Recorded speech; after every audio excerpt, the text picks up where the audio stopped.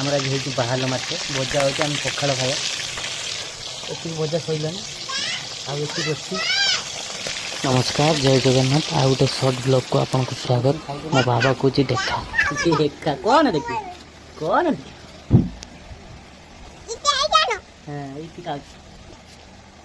इतिमा खई दौची ता साई भाई को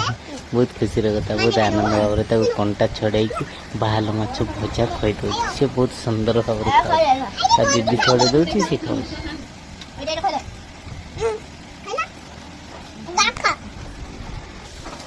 मो माँ खंडे खाऊँ किंतु ताकू 2 खंड छड़े घंटा दूसरी खाया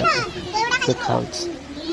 सी कम खाऊँ कि अधिक खाई दूसरी कहीं सुना भाई ना बहुत भल पाए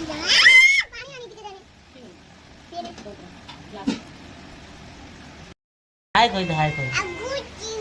गुच्ची हाय माँ कोई हाय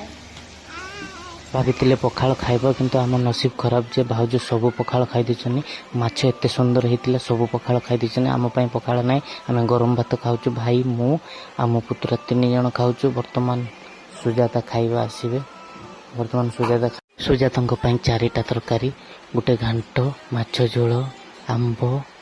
आ गोटे भजा आ गोटे आलू झोल बहुत सुंदर भाव में खाऊँ। हो बढ़िया कथा सब लास्ट रे खाऊँ।